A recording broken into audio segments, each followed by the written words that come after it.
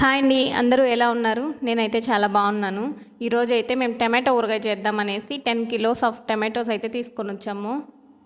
ఇంకా మా అమ్మ దగ్గర ఇచ్చి కడిగి వాటిని ఆరబెట్టమని చెప్పాను కట్ చేసి వేయడానికి. ఇంకా మా అమ్మ అయితే ఎండినట్టు కట్ చేసి అయితే ప్లేట్లో వేసేస్తుంది. నేను ఫస్ట్ అయితే టమాటాలను ఉడకబెట్టి చేస్తారు కదా ఇన్స్టెంట్ ఊరగాయ, అది చేద్దామనేసి అనుకుంటా ఉన్నాను. మా అమ్మ అది తొందరగా చెడిపోతుంది, మనము ఎండబెట్టే వేసుకుందామనింది. సరే నువ్వే చెయ్యాలి అయితే, నాకు రాదు అని చెప్పేసి మా అమ్మ దగ్గర ఇచ్చేసాను. ఇంకా 10 kgs ఆఫ్ టమోటాకి మా అమ్మ అయితే 1 kg ఉప్పు అయితే వేసేసింది. అండ్ ఒక 50 grams ఆఫ్ పసుపు కూడా వేసింది అందులోకి. దీన్ని అయితే మూత పెట్టేసి మరుసటి రోజు చూస్తే ఇలా అయితే కుంగిపోయి ఉన్నింది. దాన్ని బాగా కలిపేసి ఇంకా ఎండకైతే వేసేదానికి తీసుకెళ్ళిపోతున్నాము. నేనైతే ఫస్ట్ మిద్ది పైన వెళ్ళి ఊడ్చేసి ఒక తెల్ల బట్టను అయితే పరిచేసి వచ్చేసాను. ఇప్పుడైతే ఈ టమోటోస్ని బాగా పిండి అందులో ఉండే రసం అంతా పిండేసి ఆరేయాలి. ఇది ఒక 2-3 days ప్రాసెస్ ఉంటుంది. ఫస్ట్ ఇలా ఎండేస్తాము. ఈవినింగ్ మళ్ళీ ఈ వాటర్లో మిగిలి ఉంటాయి కదా, ఆ వాటర్లో ఈ ఎండినవి తీసుకుని వచ్చి వేస్తాము. మరుసటి రోజు అలానే మళ్ళీ ఆ వాటర్ అంతా పిండేసి మళ్ళీ ఎండబెడతాము.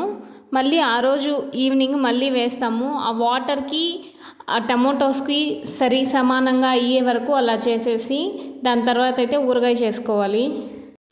ఇంకా నేనైతే మొత్తం ఎండబెట్టేశాను. మాకు వాటర్ అయితే ఒక సగం బకెట్కి అయితే మిగిలిపోయింది. ఆ వాటర్ అంతా ఇంకడానికి ఒక 2 days అయితే పడుతుంది. ఈరోజు ఇలానే ఎండలో అయితే పెట్టాలి ఆ వాటర్ని కూడా. పైన అయితే మూత ఒకటి పెట్టేసి ఎండకైతే పెట్టేసేయాలి. ఇంకా ఇదైతే 2 days తర్వాత బాగా డ్రై అయిపోయాయి టమాటోస్ని. ఆ మిగిలిన టమాటోలో నుంచి వాటర్ ఉన్నాయి కదా, ఆ వాటర్లో వేసి చింతపండు కూడా వేసి నానబెట్టేయాలి. ఈ 10 kgs ఆఫ్ టమాటోకి మాకైతే 1/2 kg చింతపండు అయితే పట్టింది. ఇలా 1 day మొత్తం వదిలేసేయాలి. ఆ టమాటోస్ ఇందులో బాగా నాని రుబ్బడానికి వీలుగా ఉంటుంది. ఇంకా మేమైతే ఊరగాయకి మిరపకాయలన్నీ తుంచుకొని దాన్ని అయితే పౌడర్ అయితే చేసి పెట్టుకుంటున్నాము. ఇంకా ఇక్కడైతే ఊరగాయనైతే రుబ్బేస్తున్నాను. అదైతే సరిగ్గా మెదగలేదు. మీరైతే అలా చేయకండి. 1 day మొత్తం నానబెట్టి దాని తర్వాత అయితే ఊరగాయని రుబ్బండి, ఈజీగా అయిపోతుంది. ఇంకా మేమైతే మెంతులు ఆవాలు పౌడర్ అయితే చేసి పెట్టుకునేసాము. ఆవాలు 200 grams, మెంతులు ఒక 100 grams వేయించి పౌడర్ చేసి అయితే పెట్టుకున్నాము. ఇంకా నెక్స్ట్ అయితే నూనె వేడి చేసుకొని పోపు అయితే వేసుకోవాలి ఊరగాయకి. దానికోసం ఆవాలు ఎండుమిరపకాయలు అయితే వేసుకోవాలి. ఇంకా ఇదైతే ఫ్రై అయిపోయిన తర్వాత దించేసి అందులో ఇంగువ అయితే వేసుకోవాలి. మేమైతే ఒక 50 grams ఇంగువ వేసాము. 1 liter ఆఫ్ ఆయిల్, అందులో 50 grams ఆఫ్ ఇంగువ అయితే వేసాము. దీన్నైతే బాగా చల్లారనివ్వాలి. కొద్దిగా కూడా వేడి లేనంతగా చల్లారనిచ్చి దాని తర్వాత ఆవాలు మెంతులు పౌడర్ని అయితే ఇందులో వేసుకొని కలుపుకునేసేయాలి.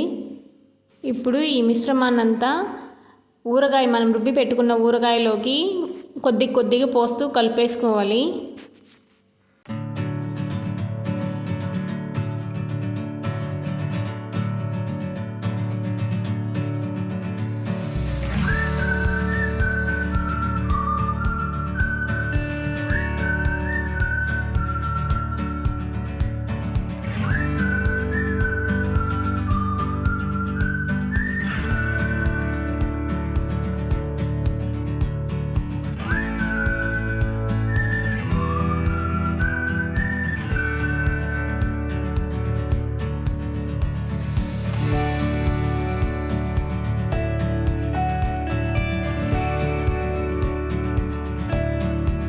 మొత్తం కలిసేటట్టు కలుపుకునేసామంటే ఊరగాయ అయితే రెడీ అయిపోతుంది.